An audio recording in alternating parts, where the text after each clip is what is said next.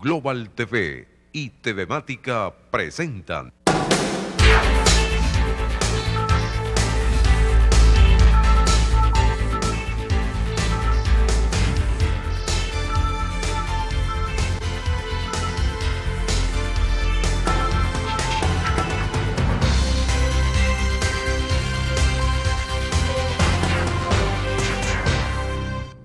¿Qué tal, amigos? ¿Cómo están? Bienvenidos, ya listos para iniciar nuestro programa y previo a la entrevista, un comentario cortico acerca de todas estas cosas. Esta mañana escuchaba algunas cifras que estaban siendo suministradas por las personas que hacen un trabajo en beneficio de la gente que está necesitando asistencia médica, sobre todo estos enfermos que requieren medicamentos acerca de los cuales no se puede esperar mucho. Por ejemplo, los trasplantados. Esos medicamentos que llaman de alto costo no están, si no se consiguen en el mercado. Por ello, había una política para que los organismos oficiales, porque a la larga, bueno, se trata de eso, de administrar bienes públicos.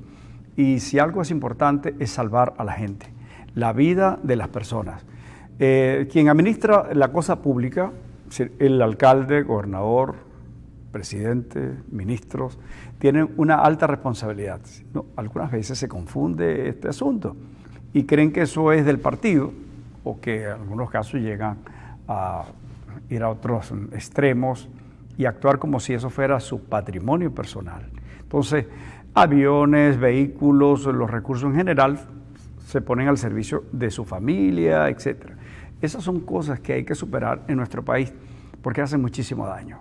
Se convierten en una gigantesca barrera que no permite que cambiemos hacia un mundo distinto de progreso, de desarrollo. ¿Por qué no puede haber progreso si la gente no está bien? No puede haber desarrollo en una sociedad que está mediatizada, que sabe que tiene profundas limitaciones, donde hay además unos extremos y no existe el derecho universal, no existe la igualdad de condiciones, es decir, si alguien tiene un familiar que está en algún asunto del gobierno, es poderoso, pues es lo que llaman enchufarse. Y entonces tiene beneficios particulares. Y se ve como alguien que no disponía de bienes en un momento determinado, en cortísimo tiempo pasa a ser poseedor de fortunas que superan la de familias que tienen una larguísima tradición, que ya son bisnietos o tatarasnietos de alguien que inició un negocio próspero, que tenemos varios en el país como ejemplo. Eso es chocante, eso tenemos que superarlo. No es un asunto netamente venezolano.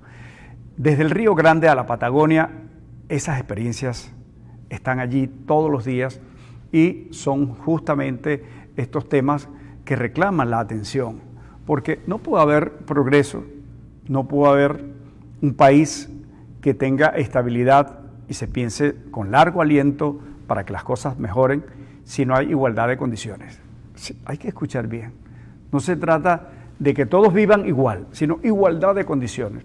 Es decir, Venezuela hace un tiempo, unas décadas atrás, aún sigue siendo pública la educación, gratuita la educación, pero es que antes la educación tenía, la pública, calidad.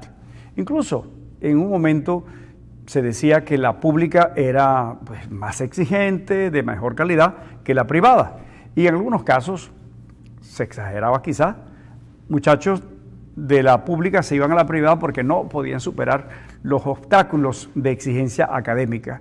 Y entonces en la privada se lo resolvían. Bueno, quizás exageración al respecto.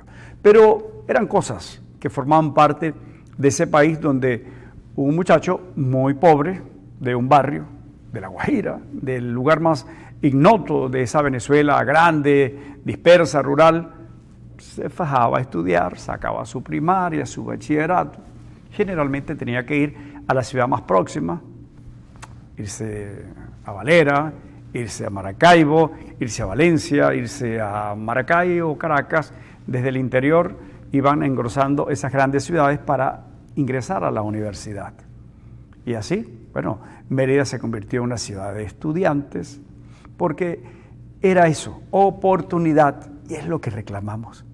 Acerca de eso es que siempre tenemos que estar pendientes.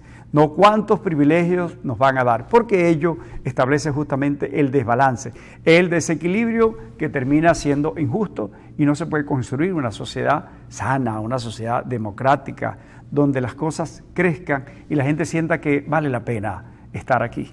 Vale la pena vivir en Venezuela, sentirse venezolano, orgullo, raigambres, sentido de pertenencia. Son las cosas que hay que rescatar. Pero volvemos a ese planteamiento inicial de la escasez de medicamentos que convierte este asunto en una pena de muerte para unos cuantos. ¿Cómo estará este asunto en la conciencia, si es que queda algo, de esos que han atrapado fortunas inmensas por la corrupción?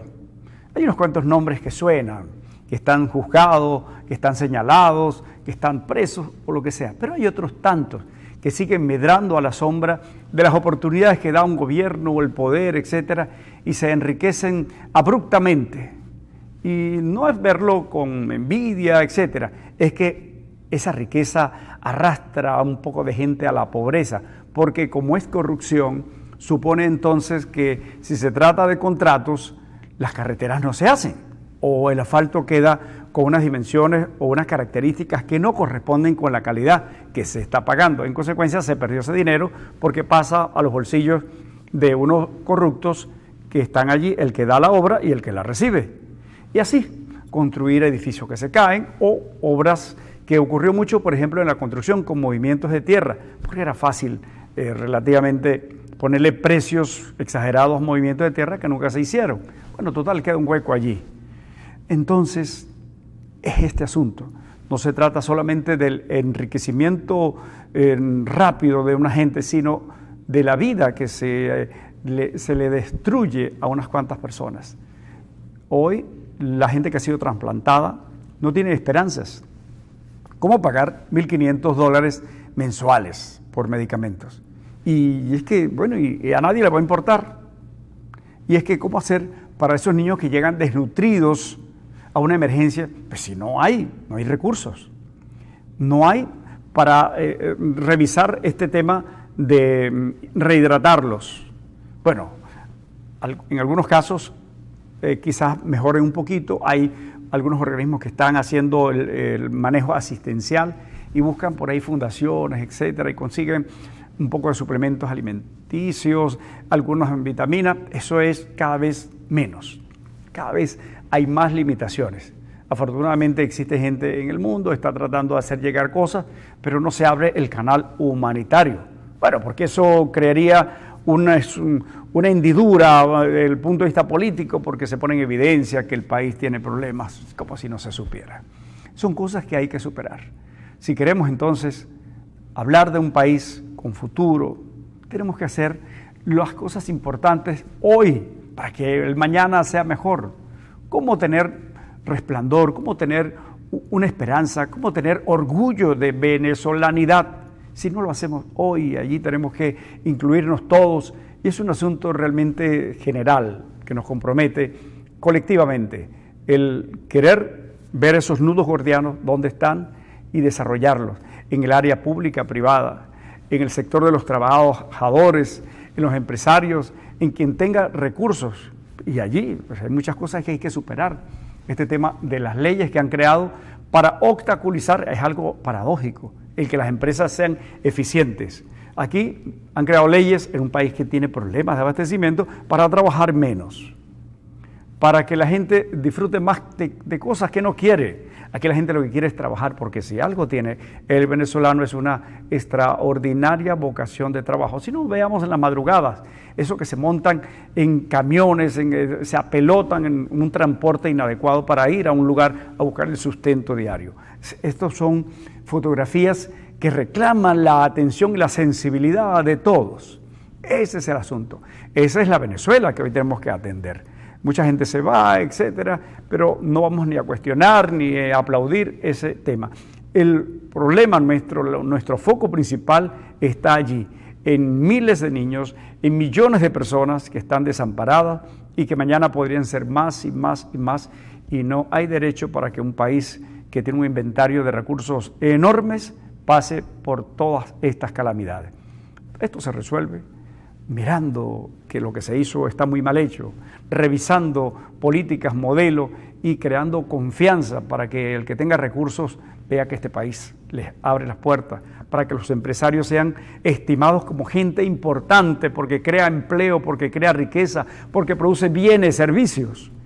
Son importantísimos. Si no se puede hablar igual que, bueno, los trabajadores, pero no puede haber trabajadores si no hay empresarios, si no hay empresas. Es un círculo que virtuoso. Tenemos la zona industrial con problemas difíciles, con complicaciones. La gente del plástico no tiene materia prima y, en fin, emprender aquí algún tipo de actividad. Hay que verlo así como casi con sorpresa, porque las limitaciones, los problemas para tener un saco de cemento, el hierro, o para tener materia prima para producir unos alimentos, o el que produce en el campo, la leche, la carne, pues tiene desde los vacunadores hasta los asaltantes en las vías, hasta los problemas con los trabajadores, los cuales tiene que pagar con efectivo que no consigue, alimentos que tiene que entregar a los trabajadores que no se consiguen. Ciertamente la cosa es muy complicada, es muy amplia, pero no es difícil ni imposible de resolver. Es cuestión de tomar conciencia de que eso está pasando y de que hay que actuar conforme a la lógica, el trabajo, los valores, la honestidad. Regresamos en breve, estaremos hablando con Ezio Angelini, que está vinculado a la directiva de Consecomercio.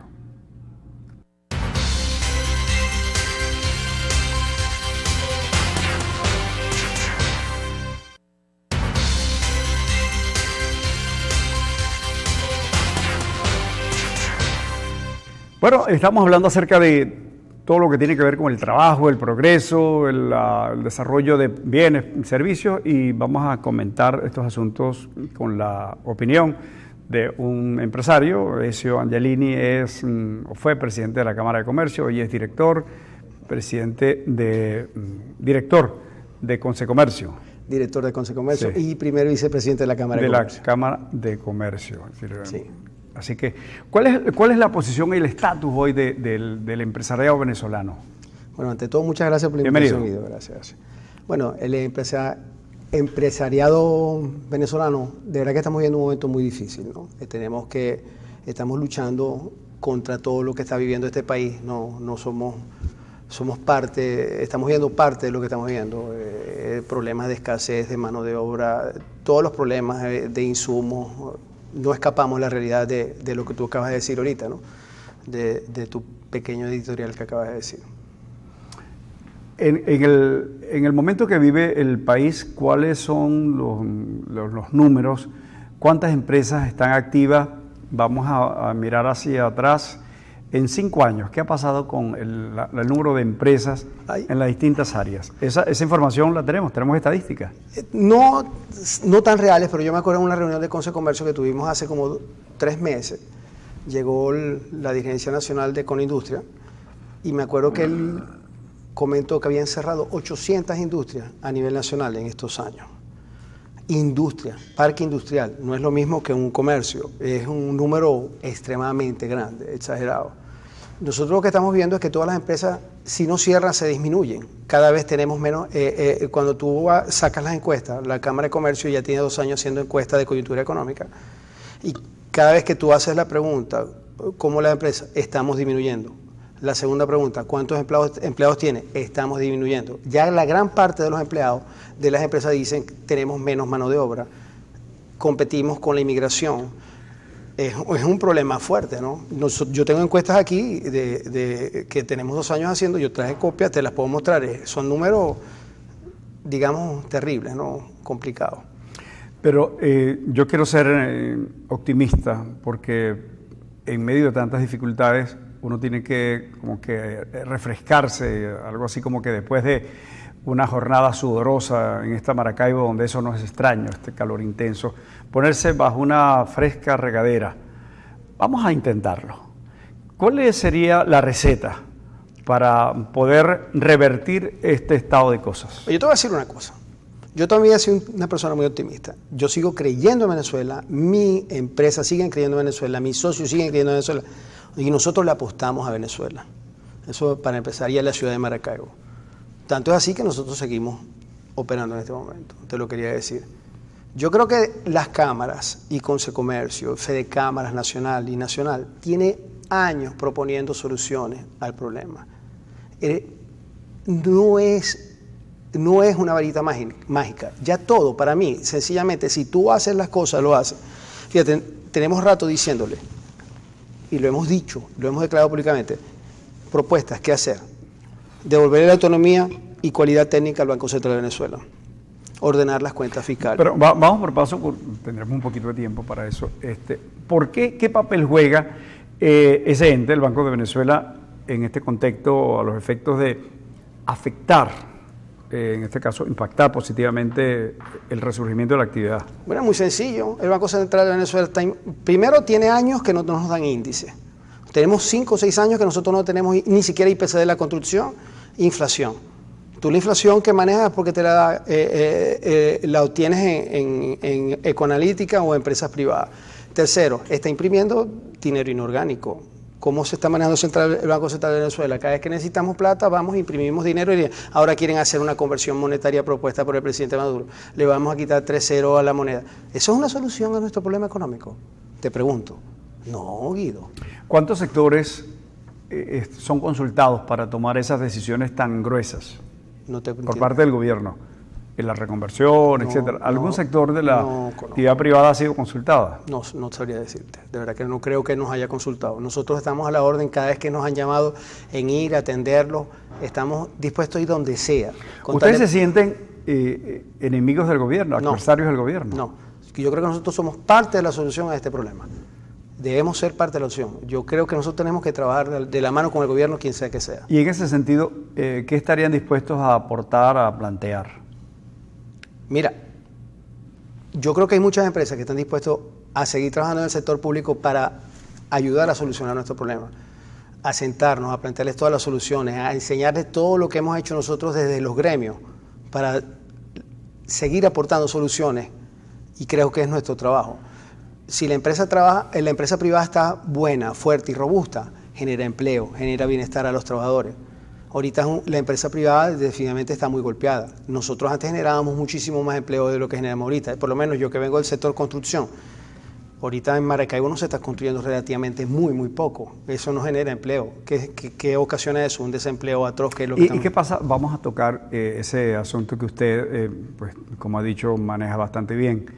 La construcción. ¿Cuáles son las principales debilidades de ese sector?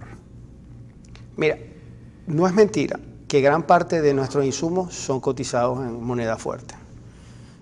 Y lamentablemente muchos de ellos... ¿En bolívar fuerte? No, en dólares. Ok. No quise decir la palabra, pero bueno, hay que decirla. En dólares, y lamentablemente está costando conseguir el dólar de manera oficial. O sea que tienes que ir a un mercado negro, pero eso es difícil manejarlo dentro de tus costos porque ya te vienen inspecciones de los organismos. Lo segundo es que cada vez hay menos insumos en el mercado. Un ejemplo, Syzuka, que es una de nuestras grandes fábricas de acero que está en Cabimas, está paralizada en este momento.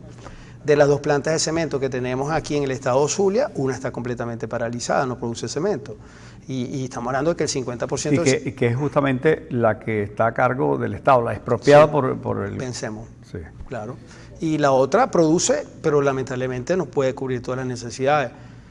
Nosotros teníamos una capacidad instalada para construir 100.000 viviendas año en Venezuela, con todos los insumos que nosotros producíamos. Por eso es que es difícil creer que nosotros hemos construido 2.000. ¿Y hoy cómo están las cifras?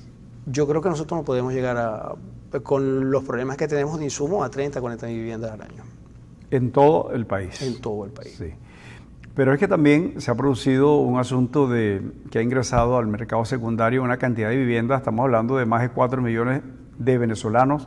Yo no sé cuántas familias supone esto, pero sin duda es un número importante, sí, ¿no? Y eso está jugando un papel también que adversa el proceso de nuevas construcciones. Claro, porque la gente, lamentablemente, hubo un artículo que escribió Aquiles Martínez, ¿no? Muy interesante hablando de eso. No compites con una persona que se quiera ir del país. Simplemente quiere vender su inmueble al costo que sea, donde si él en algún momento decide volver, el valor de reposición se puede decir, es imposible. están vendiendo productos que valen el 30 y el 40% de su valor real, de su costo de reposición. Ni siquiera te hablo de cómo estaba el mercado hace 5 o 6 años, no vende. Yo estoy impresionado, están vendiendo casas que con el valor de esa casa vendes un carro y te compras la casa y te queda plata. O sea, estamos hablando de números que casas, si se puede decir, en $10,000, en $8,000. Es un regalo. Este es el momento del comprador, yo siempre lo digo, ¿no? Acuérdate que cuando hay crisis se generan oportunidades y esas oportunidades mucha gente las está aprovechando. ¿Ustedes tienen algunos análisis que puedan dar alguna perspectiva del cierre de este ciclo? Con referencia a la inmigración. Pues estamos hablando de, bueno, hoy ese mercado secundario está impactando o está impactado por el proceso de migración, etcétera, y aquel estado de desgano y de desolación donde, bueno, lo que me den, y eso ha llevado a que una propiedad esté perdiendo un 70% de su valor, como usted ha dicho, etcétera. Pero los ciclos no son eternos, si todo comienza y termina. ¿Hay análisis al respecto? No. Yo siempre pienso que simplemente si generamos confianza y se generan los cambios que se tienen que generar en el país, que dependen del gobierno nacional, Guido, esto cambia y cambia rápido. Yo siempre he dicho que la parte económica dentro de nuestra gran crisis es de las que más rápido se recuperan. Si tú mañana generas confianza, generas los cambios que tienes que dar, das libertad, generas los cambios económicos que tengas que hacer, que los hemos propuesto desde hace muchos años, al otro día la economía se empieza a recuperar. Porque la economía es lo que más fácil se recupera cuando hay crisis, a diferencia del problema social, a diferencia de otros problemas que son tan graves y tan importantes como esto, como la educación. Pero la economía se recupera muy rápido. Si nosotros generamos los cambios, yo estoy seguro, y hay encuestas que lo dicen en el mundo, que el 80% de las personas que emigraron se devuelven al país. Gente que viene a trabajar aquí nos va a aportar a ser parte de la solución y va a ser también gente que va a consumir y va a recuperar, va a comprar otra vez el producto que tuvo que vender cuando se fue, ¿no? Hay un fenómeno atípico, yo creo que desconocido en el mundo, donde el dinero se ha convertido en una muy apreciable mercancía. Y es increíble, me decían, cómo en el mercado de las pulgas hay montañas de billetes en los puestos que ocupan los espacios de otros productos, porque esto parece que va luego a la frontera, a donde llega la gasolina que sale de contrabando y otros productos que su valor o su ganancia es tan grande que permite que vendan mercancías hasta subvencionadas si se lo pagan cash, el dinero que necesita la gente. Y también en ese fenómeno hay que agregarle que algunos billetes ya no los quieren sino para lanzarlos como bambalinas, como serpentinas, no sé qué cosa. Si hay billetes, me decía esta mañana el candidato Falcón que en una gira lanzaron, creo que fue en el Oriente, la gente que estaba en un mercado, billetes como si eran billetes de 20, de no sé cuántos, porque ya eso no tiene valor, no compra nada, no compra nada. Entonces, ese otro fenómeno, el que el dinero sea una mercancía y que haya algunas denominaciones que nadie las quiere. ¿Cómo se resuelve? ¿Por qué llegamos a eso? Después de 18 años de malas políticas públicas, es lógico que pase eso. La inflación nos está comiendo. Cuando tú tienes una inflación de los números que estamos manejando, 2-3,000% anual, y es lógico que el dinero cada vez valga nada, pasa a ser un commodity. A mí me impresiona mucho, sobre todo en el caso de los trabajadores, que simplemente para transportarse de su casa al trabajo gasten más del doble de lo que necesitan, porque tienen que, aparte del bono de transporte que el empresario le puede dar, salir a comprar ese efectivo al doble del valor para poder pagar un carrito propuesto para llegar a su trabajo. Por eso es que el dinero es un commodity. De verdad, simplemente esto se soluciona cambiando las políticas económicas en el gobierno nacional. Si nosotros cambiamos las políticas económicas y somos disciplinados en las políticas económicas, esto cambia y va a cambiar para bien. Y el dinero va a recuperar su valor. Estamos hablando con Ezio Angelini, el ingeniero Angelini es director de Conce Comercio y de la Cámara de Comercio de Maracaibo. Con él volvemos en breve, mientras ustedes cambian lo que está pasando ahí en la cocina a esta hora seguramente. Ojalá así sea. En breve regreso.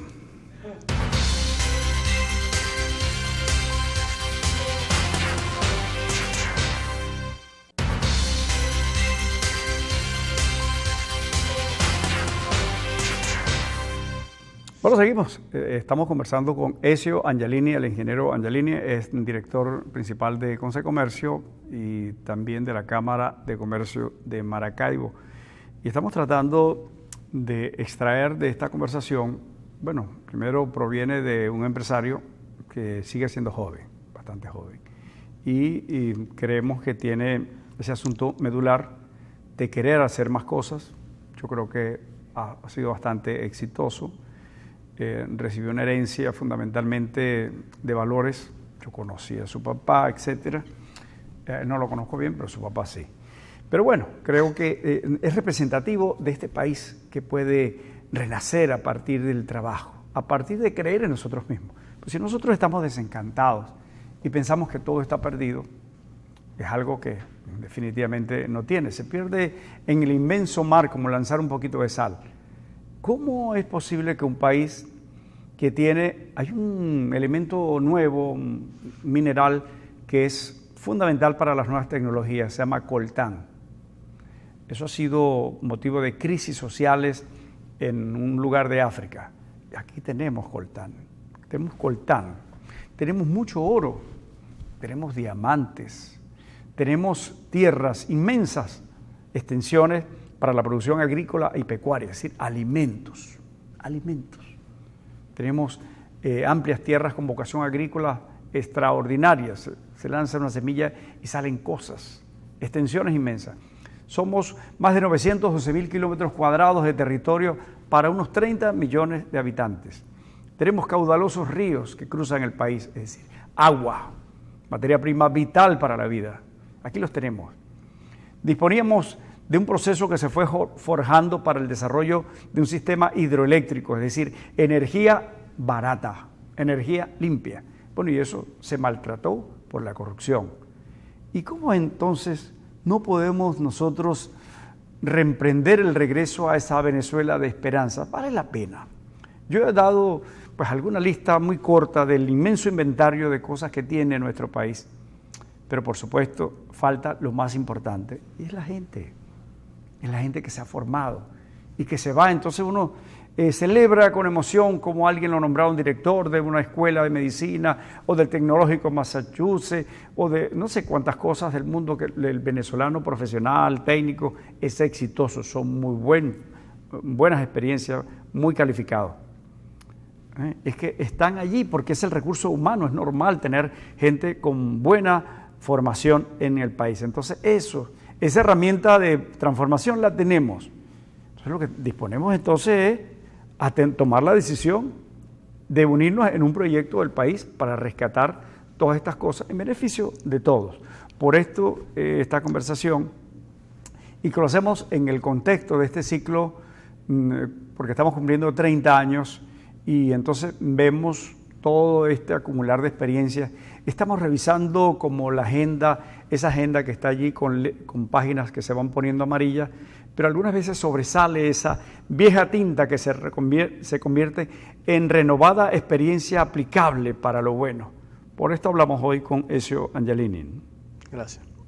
Entonces, queremos buscar puntos donde se puedan construir puentes que comuniquen organismos públicos, privados, a partir de la gente. Claro, hay cosas que uno dice, pero bueno, este es de competencia nacional, pero muchas veces la actitud construye la salida.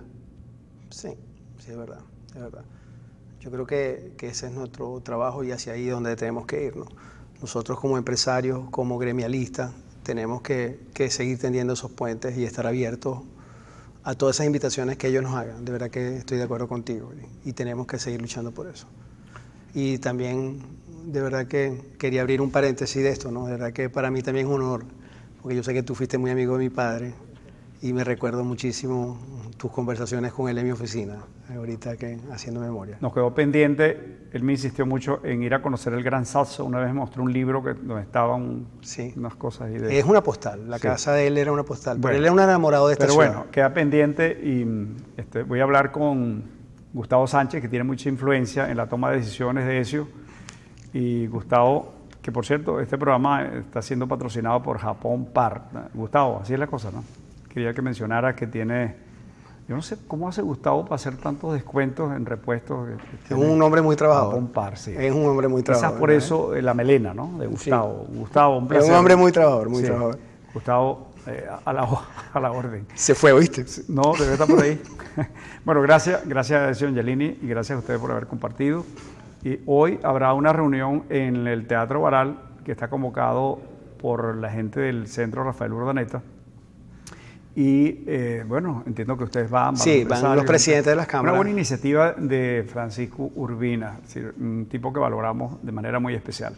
Así que ojalá todos Y también puedan hay que asistir. reconocer que hemos tenido reuniones con el alcalde, Willy Casanova, y su equipo, que se han acercado, nos han invitado y nosotros estamos asistiendo, tratando de proponer soluciones para mejorar los servicios de la ciudad. Bueno, de eso se trata. Siempre hay algo más importante que esos temas subalternos que son relevantes, pero lo importante es la gente, es hablar del mañana, porque mañana todos vamos a estar allí, así esperamos sea, para un escenario más favorable donde aquellas cosas tóxicas puedan ir desapareciendo o minimizadas. De nuevo, gracias a Ezio Angelini, gracias a Gustavo Sánchez por todo el aporte y mañana nos vemos, ¿sí? Y tenemos una misa mañana.